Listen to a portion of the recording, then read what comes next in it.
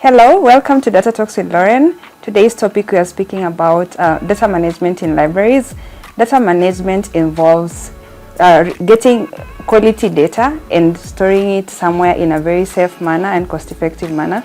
The role libraries play in this is that they take research data that has been done by researchers or students and higher institution people, and they put it together and store it in a very safe manner so that it can be used by other people, that is further researchers who are doing work on this, or data analysts. A brief overview of what you're speaking about is the role that libraries play in data, the challenges they're experiencing when it comes to data management, and then we also have a case scenario of COVID-19, which is a trending topic that has been there for the past 2 years, and we will get to understand how this data has been collected and how it's being utilized.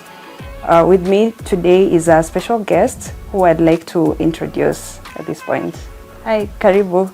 Hello, my name is Dr. Evelyn Anduvare. I'm glad to be hosted by my sister Lauren on Data Talks with Lauren. My background in education is library information sciences. I have a master's degree in knowledge management. I have a master's in IT and a PhD in electronic research. So electronic research is about integrating technologies in the entire research life cycle. And data management is a critical aspect of electronic research. And that's why today I'm very glad to be here on this show. Thank you. So Eve, let's talk about your experience with data management in libraries. How has it been like for you in terms of yourself and also interacting with people? Yeah. When I talk about maybe on a personal level, I'm a researcher. Yes. Of course, when you are conducting studies, you collect data from the field. Yes. And over the years, just like many other researchers, we have not paid much attention to what we do with the data that we collect. Correct. So in most cases, you find that this data gets lost and it becomes meaningless because it cannot be found. And if you ask many researchers where the data is after they've published their research papers or theses, dissertations for postgraduate students in universities, you realize that most people cannot trace where their data was kept. Yeah. But things are changing in terms of technology, which is changing the research paradigm in that we are now embracing technologies in terms of research, the research process. Okay. And with that, then it becomes important that we manage data within higher education institutions. Yeah. And libraries having the tradition of managing information and knowledge then become a critical part of this process. Okay. Yeah. And then in terms of this research data, who does it and who verifies that this is actually data that is quality information? Yeah, quality data. Yeah, it's really good that you're asking that question because that's one of the reasons why data has to be managed. Right. Because for many years, nobody has had to verify data. Yes. As I've said previously, in the libraries would receive the final product of research, like if it's a research paper or a thesis or a dissertation. And this is where our focus was in terms of putting this content in the library or on digital repositories for them to be accessed. But then the question becomes, how do you verify that the findings that are being shared are true? Because it's possible for a researcher to actually cook, it's possible for a researcher to change their results based on the perspective that they already predetermined perspectives. And that's why it's now becoming important that we have this data somewhere that you can actually validate the research findings that are coming out. Okay. Yeah. So what is the benefit of managing this data? Yeah. Managing data is important for various reasons. Yes. Number one, as we just mentioned, validating. You want to be able to establish whether the results are actual results, are really reflecting what is on the ground. And then we have governments are now very keen on where data is going, especially if they're funding research. Yes. Yeah. So it becomes important that we are accountable for this research, for the funding that government is putting into this. And there are many policies that are coming up from the national level, which require that researchers should share their data, and particularly in open access platforms where people can access this data. And by people accessing this data, then we can avoid duplication. For example, if two researchers are doing research on the same topic, they can collaborate. Then there's no point of somebody going again to collect data in the same place if data is already there. Another benefit will be that it can be viewed differently. Someone can have a different perspective from the same data from what the original person intended that data to do. So that then advances innovation and creativity, because data is in one place and it can be used for several purposes. And also there is publishers. Researchers publish in journals, and many publishers now require that researchers have to share their data. They have to publish their findings, and also they have to publish their data. And so it's important that these researchers are made aware, because if they don't do that, then their publications will not be received by publishers. So these are some of the reasons that are making higher education institutions keen on managing data. Okay. Yeah. And what role do libraries play in this? Are they able to share this information with the public? Do the public know that they can access this information through the libraries? Yeah, libraries have a lot to do when it comes to research data management, because data management entails a lot of activities. And we can't expect researchers like faculty members or postgraduate students to work independently. And because libraries are keen on the trends out there globally, on things that are happening, they are aware. They are aware of funding, they are aware of grants, the policies revolving around grants. They are aware of where this data can be published. And also, because librarians can have a proper framework that will help everybody in the university have this data saved in digital repositories within the library. So in this regard, libraries can come in to assist researchers to have access to free data management tools, which are online, like DMP online. And these are templates which researchers can easily use to plan in advance about their data management. And then there is data collection and analysis. And in these areas, you find things like data cleaning. So researchers can be advised on tools that are available for them to clean their data, because you do not want to store data that is not of high quality, as you had asked previously.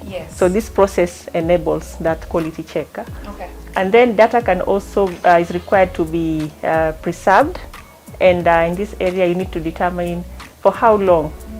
Mostly it's 5 years, but some of the data can be very relevant that it needs to be permanent.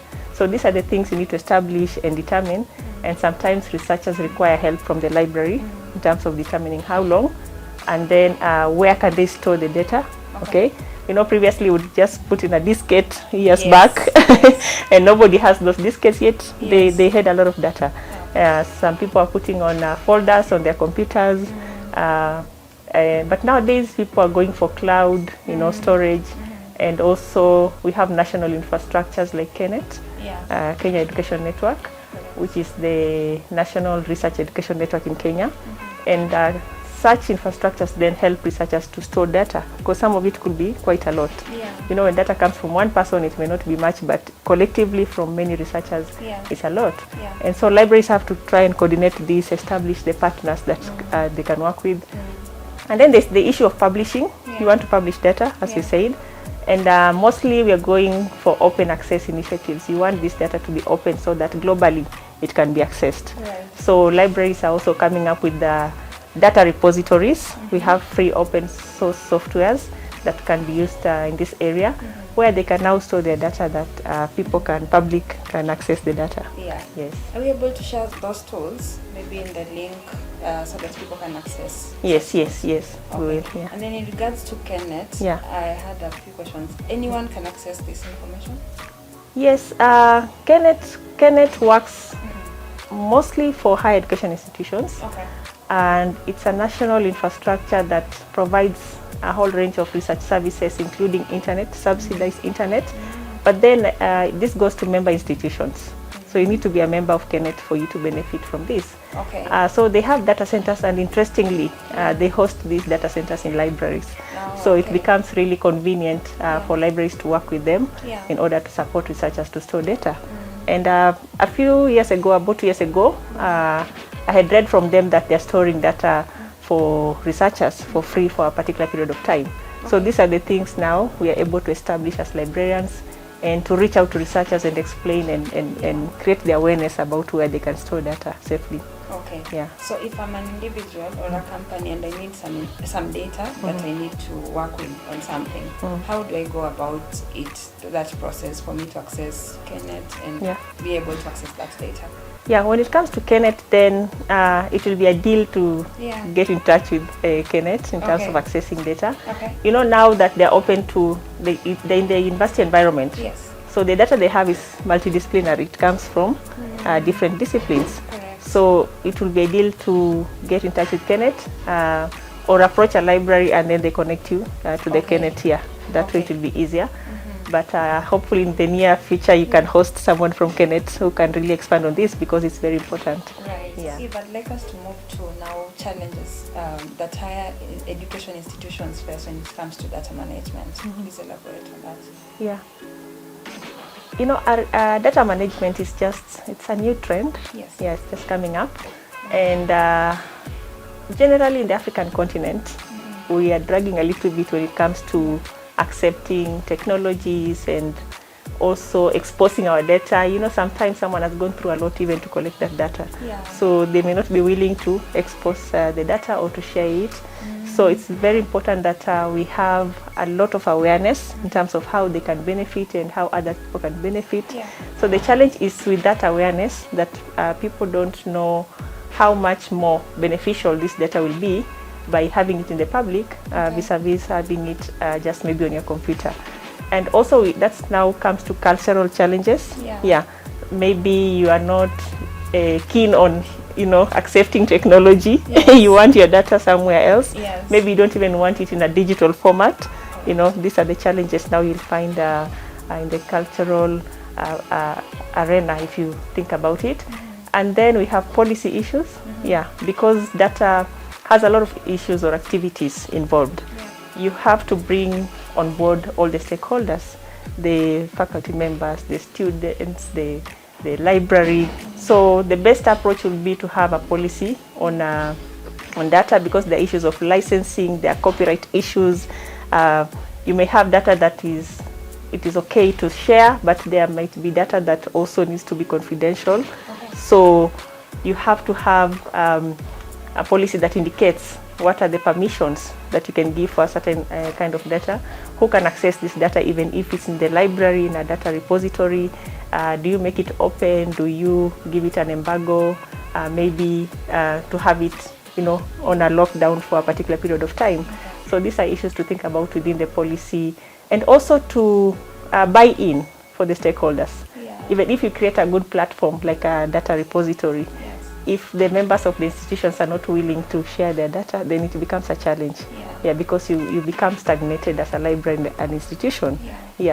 Another challenge will be in infrastructure. As you mentioned about storage. Where is this data being stored? For how long? Where are the backup? You know, you must have backup for the data so that you keep it for a long time. So those are some of the challenges that we are facing, and generally acceptance that data management is a thing.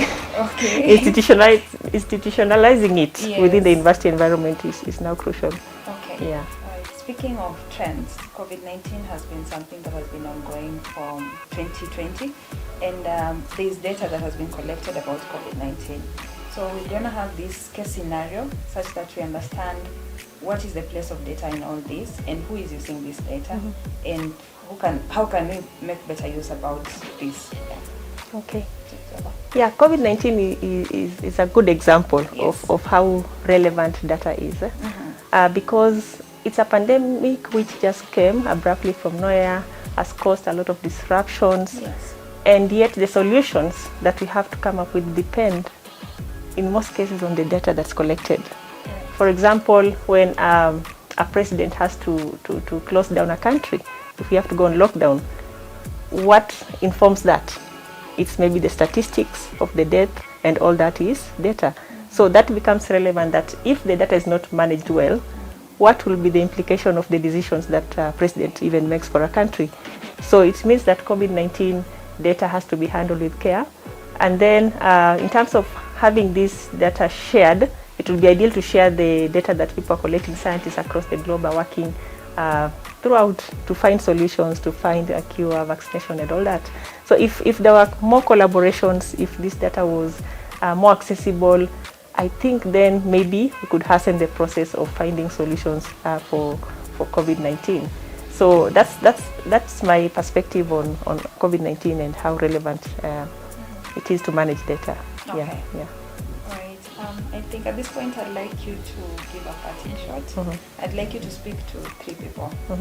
Someone who has never done ITS, but they're in this data field, because for you your journey has been quite an interesting one. You didn't even start with data. You started in other fields, but then you managed to, here you are talking about data. And then the second group of people I want to speak to is the librarians. Then the third group is in regards to people who want to make use of this data. How can they even start? What steps should they take? Right, thanks Lauren for that. I would say for someone who doesn't have a technical background, you can't ignore technology, because everything is changing. Our lives are being impacted by the emerging technologies. So you can't sit in your own silo and say technology is not for me, because you'll be left behind. The solutions to your own problems depend on you knowing what technology is at hand and how you can use it. And that's why even if you do not have the technical skills, it's important to know, how will this technology affect me? Who can I go to in case I need the technical assistance so that I use this effectively? So I would encourage everybody to be keen on emerging trends, because it's important for all of us. All decisions that are being made are affecting all of us, so we all have to be keen. To librarians, the ball is on your court. You know that researchers rely on you. You know these things, you are aware of the trends, and so you have to step up. You really need to embrace your role within the higher education institutions, establish the open, free open source software, so it's not a matter of funding as such. Yeah, so it's a matter of just coming up with a framework that is ideal for your environment.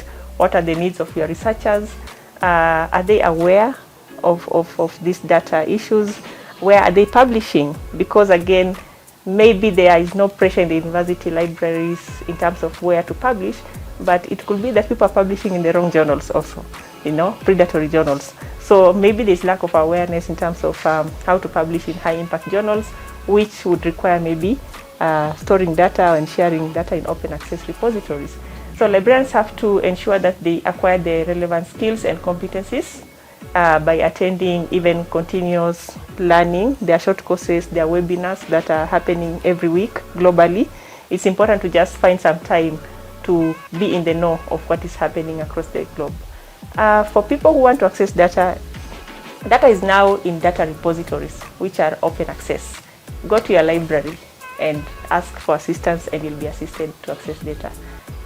Thank you so much, Evelyn, for coming to the show. That was really insightful information that I feel so many people need to know about.